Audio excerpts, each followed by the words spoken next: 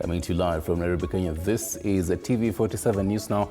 I'm yours truly, Stanley Nyaringita, on a very high political temperature kind of a day. We'll be telling you all that later, coming your way around 7 and 9 p.m. Right now, though, let's tell you what is happening on Matters News. There's quite a lot.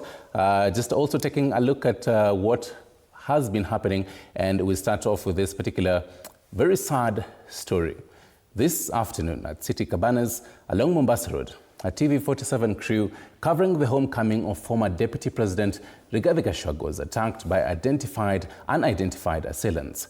The attackers injured the journalists and made away with vital equipment, including a camera and mobile phones. According to Masharia Wumugo, the head of TV at Cape Media Limited, the company is in contact with the affected crew, who have already reported the incident to authorities. He confirmed that the medical, emotional and logistical support is being provided as the team recovers. Cape Media strongly condemned the attack on press freedom and is calling for swift investigations and enhanced safety for journalists in the field.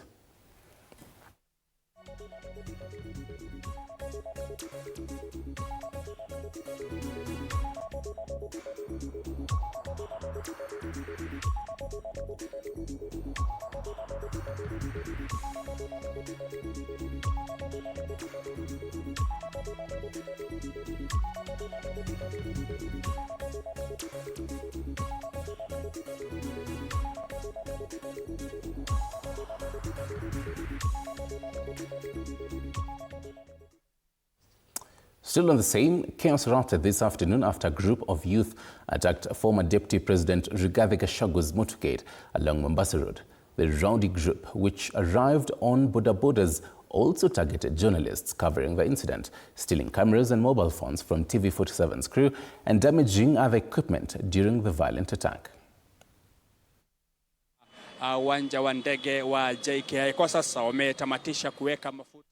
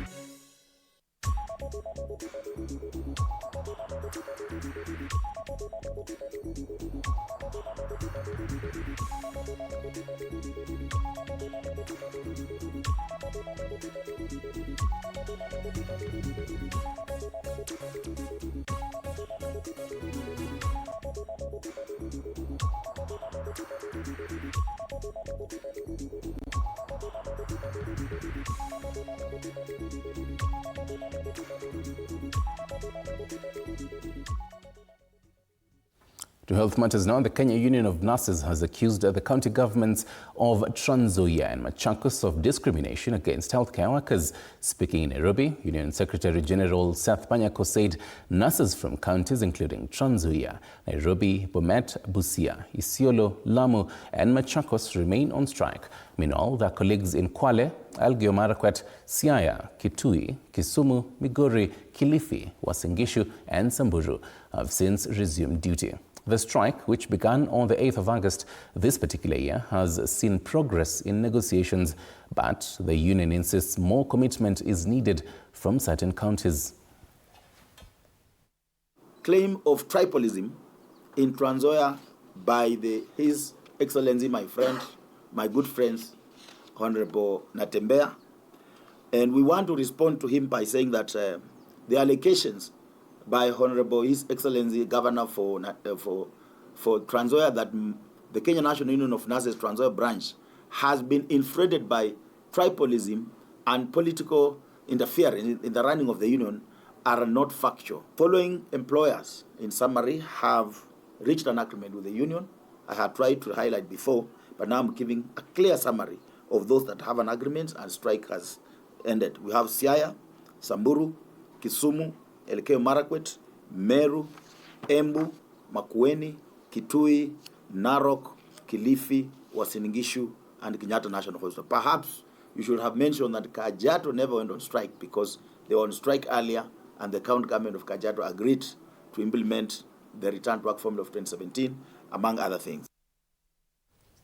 We switch focus to politics, and allies of President William Ruto from Ukambani have issued a stern warning to ODM leader Raila Odinga over his calls to abolish the Senate Oversight Fund, NGCDF and NGAF.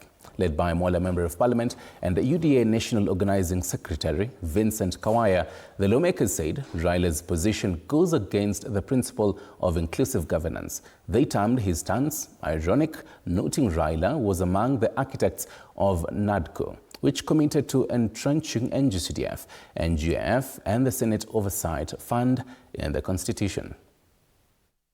Kwa NADCO report ni Raila Amolo Odinga.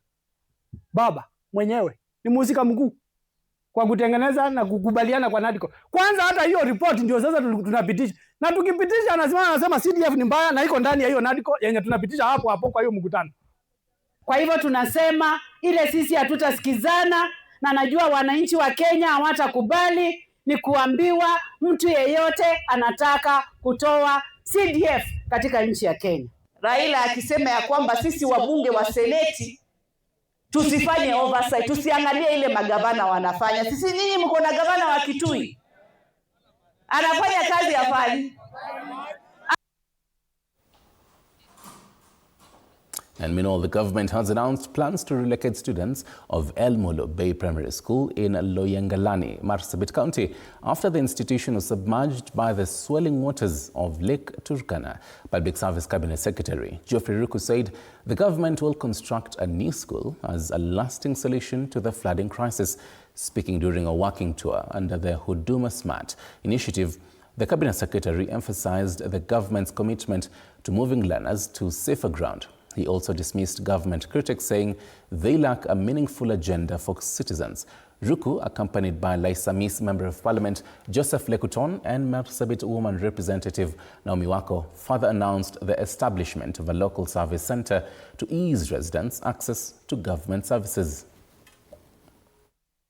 Tutashirikiana na special program, vile tutashirikiana na mashirika yale yengine kuhakikisha kwamba ile shule tumeona watoto watahamishwa, tutajenga shule nyingine sawasawa, walimu watahamishwa ili wasinje wakakumbwa na madhara tofauti ile inaweza tokana na ile maji. Sivile wale watu wa fitina mnasikianga wanapiga kelele, wanaleta funjo, wanaleta maandamano, wanaharibu mali, au watu hawana nafasi katika taifa letu la Kenya. To Nakuru County now, where a major push to address youth unemployment has taken center stage, where stakeholders are meeting for the national policy convening on youth employment in agriculture and agro-processing. Now, this particular three-day forum, organized by the Center of African Bio-Entrepreneurship in partnership with the African Social and Governance Research, brings together policymakers, stakeholders, and young agripreneurs. Discussions are focusing on unlocking job opportunities in mango, potato, and avocado value chains, while exploring ways to strengthen policy uptake at both county and national levels. Working out on policies that are able to ensure that capital that is essential for production is in the hands of the young people. For the young people not just to engage in agriculture as the workers and servants, but to engage as the real agripreneurs and the people who will make money in this. I've been engaging youths and co-creating evidence which can be used to support in a policy process and a decision making. Just impacting the community which is surrounding us, the youths and also the small order farmers through of taking their produce by giving them premium prices. Yes. Engagement with Kabe, Rupasgar, has been through the policy development, especially on being involved in the policy development in different forums. This one has enabled me to understand how policies are made.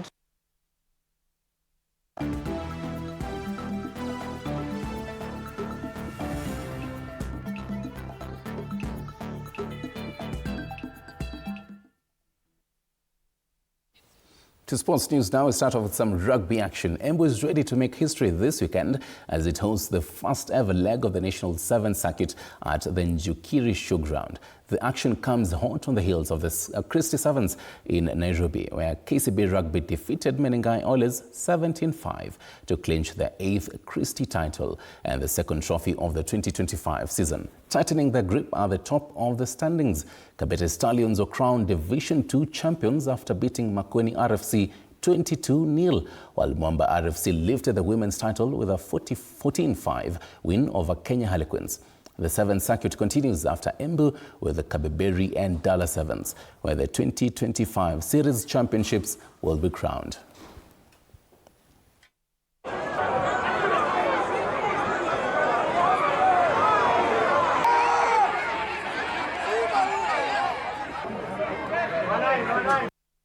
Meanwhile, Uganda's Jordan Schleck is chasing a record extending 5th title as the 2025 Safari Gravel Series wraps up this Saturday, August 23rd, at Vipingo Ridge in Kilifi County. The 22-year-old, who has already claimed 2 wins this season, adds to his double victories in 2024, including the opening leg in Tatu City and the grand finale in Vipingo. A feat he hopes to reap. The Vipingo Showdown closes a thrilling 4-stop journey through Tatu City, Machakos and Naivasha, with over 300 cyclists expected, ranging from elite riders across East Africa to amateurs ready to take one of coast's most scenic and demanding courses.